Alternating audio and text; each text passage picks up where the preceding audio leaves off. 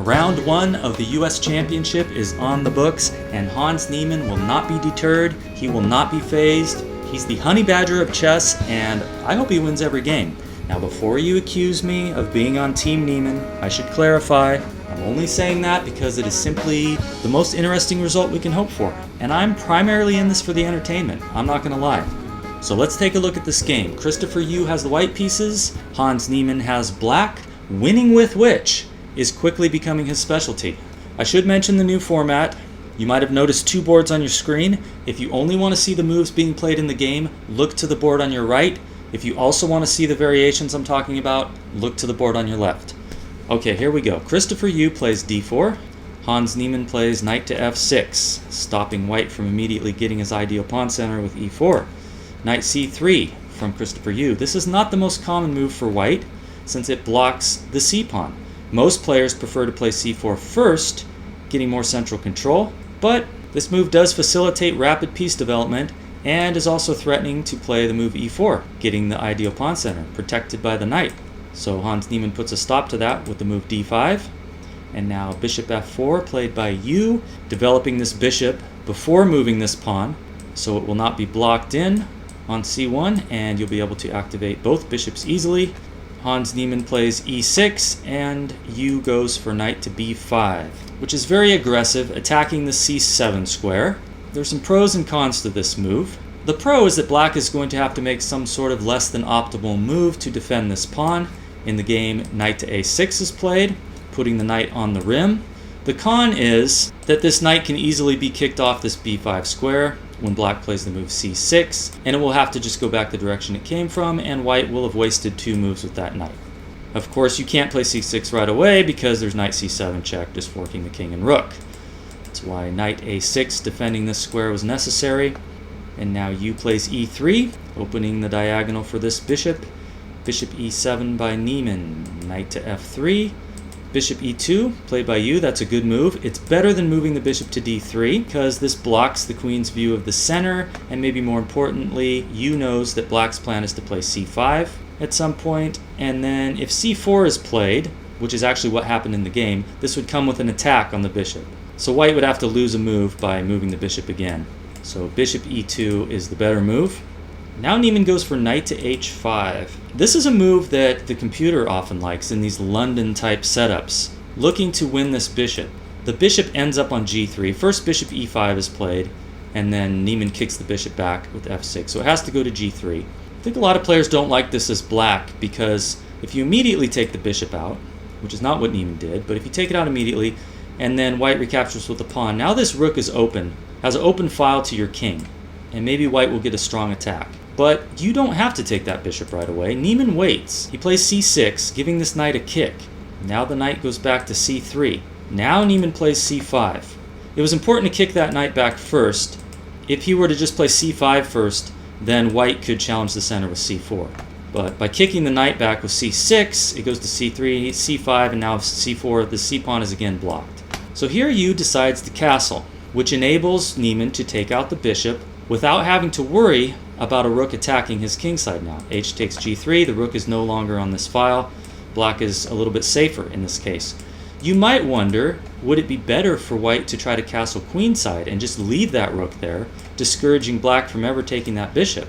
Let's take a look at that. Queen d2, getting ready to castle queenside.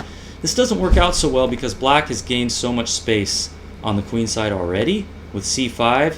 Black can play c4 here, and if you castle, can even sacrifice a pawn with b5. If you take that pawn with your knight, there's bishop d7, and if the knight drops back, queen b6, and the attack on this b2 pawn is coming too quickly. You're going to end up having to play b3, but then bishop b4 will pin your knight here, and black's going to increase the pressure on that knight. If you try to add some defense like this, there's no real good way to get out of this pin. You can't add more protection to the knight, and your queen cannot go very far. You're just going to lose the knight. And then a rook's going to come into here. This file's going to open up. You can see how this is getting pretty nasty for white. So the queenside castling plan is bad. Yoo just goes ahead and castles on the king side. Niemann takes out the bishop. H takes g3. And now Niemann adopts a plan of queenside expansion with the move c4. So this shuts down all of White's activity on this side of the board for a moment. It prevents any possibility of bishop takes a6, which would mess up Black's pawn structure. There's no knight back to b5 and then playing c4. And Black's plan here, if White was to just let him do whatever he wants, would be to play bishop d7, followed by b5 and b4, or maybe move the knight and play a5, just expand over here with the pawns. You often want to attack in the direction that your pawn chain is pointing. So in this case, this is Black's pawn chain. It's pointing this way, so it's often good to attack on that side of the board. Just a general chess principle, which applies in this case. So White plays a good move. If you see that Black is going to attack on one of the wings, on one of the sides of the board, it is often good to counter that by attacking in the center. So you immediately plays in the center with e4. Black does not want to capture this pawn, because after the knight takes, here the c4 pawn's hit, and there's not a great way to defend that pawn. If you play queen c7, okay, it's defended for the moment, but now you've blocked the natural square to get your knight back into the game. White will play c3, preventing the knight from going here. If you try b5, that just doesn't even work at all, because a4 will just eliminate that pawn. That didn't really get you anywhere. So taking on e4 is not the way to go. Niemann plays a better move, bishop to b4. U takes in the center, e takes d5. Now it looks like Black's pawns could be overextended. This pawn is being targeted by the knight. It's protected by the queen for the moment, but Black has some threats here himself. If it were Black to move again, there's a threat of bishop takes c3, b takes c3, and this completely immobilizes these three pawns here. c3 and c2 will be easy targets. If a bishop goes to f5, it can target c2. The queen can come out here to target this pawn. You don't want your pawns to be immobilized like that. So Yoo decides to deal with that by playing knight to b1. It's a reasonable move. Now the plan is to play c3, get that bishop out of there, strengthen the pawn structure, nice healthy pawn chain now, and then we're going to redeploy the knight to d2. So Niemann plays knight c7, sensible, getting his knight back towards the center of the board. c3, kicking the bishop, bishop goes to d6, now knight b to d2. Little rearrangement of the pieces in the pawn structure there. Now Niemann plays a good move, b5, just going for his queenside expansion. Now Yoo decides to underdevelop his knight to e1. Looks like a strange move. I think that he was maybe hoping to get some activity for his bishop along this diagonal. It wasn't really doing much with that knight sitting there on f3, and he wants to redeploy the knight to c2. Maybe it can help hold up the move b4, especially if a3 is played. Maybe that's kind of the thinking. The computer doesn't like that idea. It thinks it's just too slow. Better, it thinks, is just a4. Challenging the pawn expansion over here on the queen side right away. If Black backs up his pawn with a pawn on a6, then we can take on b5. And after a takes b5, we can take the rook. Forces the knight back to a8. This is roughly equal. Now it's more of a symmetrical pawn structure, and neither side really has a significant advantage. But knight e1 is a little slow. And now Black is the preferred side. Hans Niemann plays bishop e6 here, which is not the best move. Something like queen e7 is better. Maybe you can attack this bishop by putting a rook here. You're also adding protection to the b4 square, supporting your idea of playing a5 followed by b4. Bishop e6 is kind of weird. It doesn't really do anything for this bishop, because the bishop still has this diagonal. That hasn't changed. But what diagonal has it gained? Only this diagonal, which is not very useful. Blocked by a pawn. Maybe it had more to do over here. You've also blocked this file, this open file. It's not a super useful move. Knight to c2, played by Yoo. Again, a4 would have been better, trying to combat the expansion with the pawns over here on the queen side.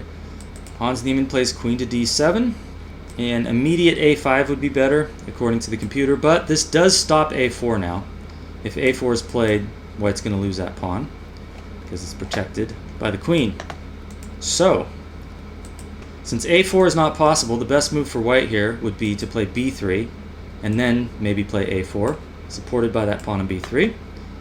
But instead, Yoo puts the rook on e1, developing the rook to an open file. There's definitely worse moves to be made. So now Niemann finally plays his best move, a5, and Yoo plays a3 to prevent b4. So now Niemann switches to the other side of the board. Since his plan over here on the queen side is kind of stopped up for the moment, he goes g6. The computer loves this idea, by the way. Now his plan is very straightforward, and it's very easy to play. He's going to play his king to g7, he's going to play h5, he's going to put rooks on this file, and he's just going to attack. Yu's best plan is not so obvious. He's got a number of different ways he can rearrange his pieces to try to deal with this attack that's coming on the king side. So he goes for this idea with knight to f1, planning to put his queen to d2, and you'll see how this works out. The best plan would have been knight to e3. This is the most flexible, planning to develop the queen to c2. You want to keep the option open of playing knight to f3 to help watch over this h4 square, because black's going to try to put a pawn there and break things open with the rook right here. So knight e3 is the best way, is sort of a waiting move. If you play that knight f3 right away, that's a little early because g5 can come, and then maybe the knight will get kicked with g4.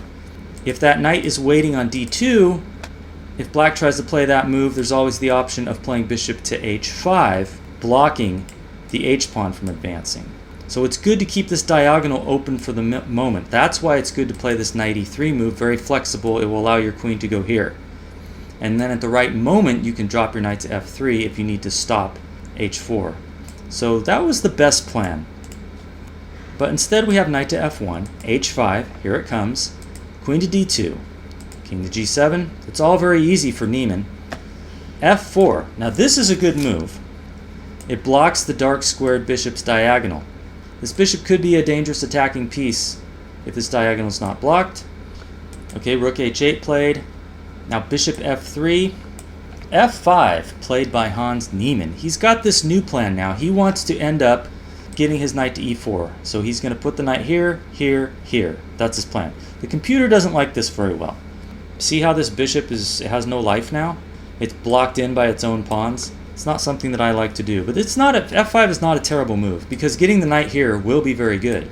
And the point is, on e4, the knight's defended by 2 pawns, so that if it's captured, you're not losing a pawn. You're just going to have a strong passed pawn. Okay, so rook e2 played by Yoo. He wants to double his rooks on the open file. It's a sensible idea. Maybe better is this immediate rook to e5. Now this move actually gets played in a few moves, and you might be thinking, why are you giving up a rook for a bishop? Black could go bishop takes e5, d takes e5. How is this good? This transformation of the position actually may give white his best chances. Because, okay, so we've lost a rook for a knight. That's not a good thing. What is a good thing is that we got this passed pawn. No enemy pawns can ever challenge it. It's an endgame advantage. You also got this beautiful d4 square for the knight. Black lost a good bishop, and all he has left is this bad bishop hemmed in by its own pawns. So white has some decent compensation, enough to perhaps hold the game. But after rook e2, Hans Niemann plays knight to e8. He's planning f6 to e4, rook a to e1, threatening to win the bishop on e6, so the bishop just drops back. And now Yoo hits on the right idea of putting his rook on e5. Of course, he did waste a move, because if you remember, he played rook to e2. He could have just played the rook straight to e5. So he took 2 moves to get his rook there when he could have got it there in just 1 move. So maybe it's because he didn't realize this was going to be a good move a few moves ago. I don't know. One point to this move I didn't mention is that it blocks the bishop's access to this f4 square, which is significant because white wants to play the move knight f to e3. Okay, so let's look at that move without putting the rook on e5. What happens here is this variation, and okay, h4. If you take the pawn, which is your best move, there's bishop takes f4. That would not be possible with the rook sitting here on e5. So that is 1 point to having the rook there, and then this pawn's going to fall. Black has a winning position here. Rook e5 blocks the bishop's access to f4. So after knight to f6, knight f to e3 can be played, and then h4. You found the right move with queen to f2. It's a good move because it forces black to clarify his intentions. This pawn is under attack. He's going to lose that pawn if he doesn't do something. So he has to make a decision. Often, if you can force your attacking opponent to clarify their intentions, the position is more concrete and you know what you're defending against. If there's too many different attacking potentials hanging in the air, that's more dangerous. So this was a good move, queen to f2. It forced Niemann to make a decision with that pawn. He pushed it to h3. Now we have rook to e2 by Yoo. He's planning on putting his queen here and just tripling up on this open file, but that's not the right plan. He missed an opportunity to equalize with this knight takes d5 move. Black can take the rook on e5. First, let's look at bishop takes e5. Now you can't just recapture the bishop, or you're going to lose material. This knight is under attack. So you have to throw in this knight b6, attacking the black queen. Once the queen moves, then you take on d5. You're attacking this knight on f6, which no longer has the option of taking a knight on d5 because that knight moved here. So then the knight can move somewhere, and you can take the knight, and then the rook moves out of the way. And white's better in this variation. White's not losing material. White's actually the winning side in that line. If you take with the bishop on d5 instead of the knight, white can simply take with the bishop. Again, you can take on e5, but again, white's not going to take you on e5. White's going to throw in bishop takes rook. The pieces are even. Both bishops are threatened. Black can take a pawn on f4. The queen you can recapture. That was the best hope of equalizing the position. But rook e2, that's just not quite active enough. We got rook a to d8 by Niemann, which eliminates the possibility of white taking on d5. If white tries it now, bishop takes e5 is a winning move. Knight b6, it does hit the queen, but it's no longer a fork of the queen and rook. And here there's just simply this move, bishop takes, threatening to win the queen. You can take the bishop with the knight like that, but then the queen just moves. And that knight is trapped. You don't have a good place to put that knight. Maybe you can try something like this. But then the queen comes in. Too much activity for black. I don't know. There's probably some lines that I would need to look at to prove that what I said is true. But that will suffice for now. We'll move on. So Yoo triples up on the open file. Well, it doesn't really triple up yet. This knight would have to move, and then you have the triple battery. But there's some potential there. Niemann drops his knight into the beautiful e4 square.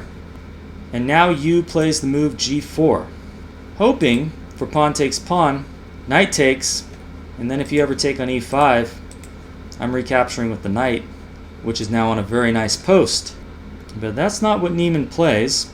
Here Niemann played bishop takes e5, which is not the correct move.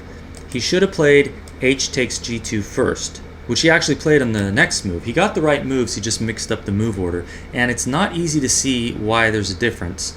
I'm going to show you this crazy computer line just for fun. That's going to show you why it matters. H takes g2, rook takes g2. This is the correct line now. Rook h3, hitting the bishop. The bishop will take the knight on e4. D takes e4.